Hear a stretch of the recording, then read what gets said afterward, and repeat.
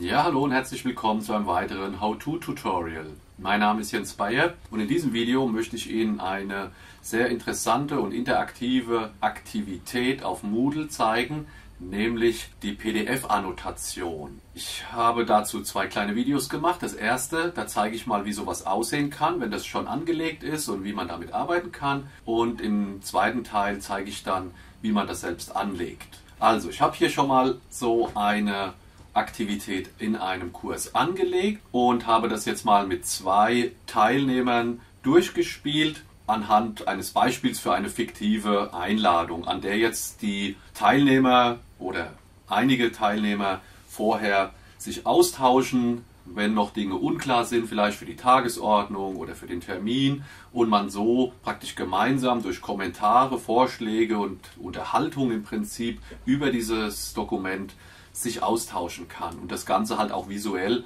auf dem Dokument sichtbar machen kann. Ich erkläre erstmal kurz hier oben die Leiste. Mit der Hand kann man in dem Dokument navigieren. Hier kann man diese Annotationen vornehmen, das zeige ich gleich nochmal. Ja, hier kann man die Schriftgröße und die Schriftfarbe ändern. Hier kann man zoomen, rein und raus. Kann das auch hier, ähnlich wie in einem Word-Editor beispielsweise, das Ganze machen. Hier kann man noch den Vollbildmodus wählen, da hat man ein bisschen mehr Platz. Dann kann man hier, wenn es mehrere Seiten hätte, könnte man zwischen den Seiten hin und her navigieren. Und hier kann man sich einmal das Dokument hier auf der linken Seite runterladen und hier kann man sich nochmal separat die Kommentare hier am rechten Rand runterladen. Das heißt, hier bei dem Dokument hat schon ein bisschen Verkehr stattgefunden. Der zweite Teilnehmer, der an dem Dokument gearbeitet hat, hat schon verschiedene Annotationen gemacht. Einmal hier bei dem Datum, das war noch nicht festgelegt, und da hat er im Prinzip hier einen Vorschlag gemacht, ja, den 30.11. und der andere Teilnehmer, der hat dann hier darauf geantwortet und dementsprechend kann hier praktisch zu den Annotationen ein regelrechter Austausch, Chat oder sowas stattfinden. Hier ist dann noch eine Anmerkung gemacht worden von dem Teilnehmer, dass er den Punkt gerne raushaben möchte. Da wiederum herrscht ein bisschen Uneinigkeit.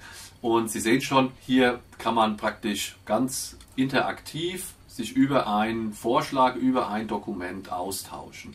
Andere Unterrichtsszenarien, die man sich da vorstellen könnte, wäre sicher auch in einem Politikunterricht ein PDF-Dokument reinstellen und die Schüler dann kommentieren lassen unter bestimmten Fragestellungen. Also die Szenarien sind denkbar vielfältig.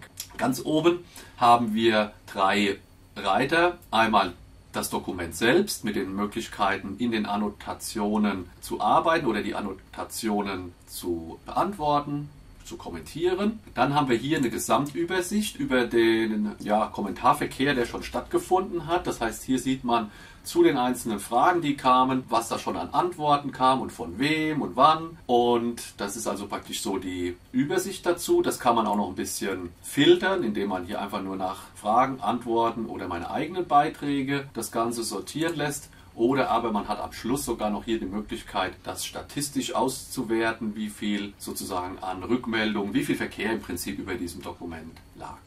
Ja, und das Dokument selbst, wie gesagt, liegt hier, kann dann von den Teilnehmern bearbeitet werden, annotiert werden, runtergeladen werden. Ich denke, das Ganze ist eine sehr interessante Sache. In dem zweiten Teil des Videos zeige ich, wie man sowas anlegt und wie man dann halt auch diese Annotationen direkt im Dokument vornimmt. Okay, dann viel Spaß beim Ausprobieren.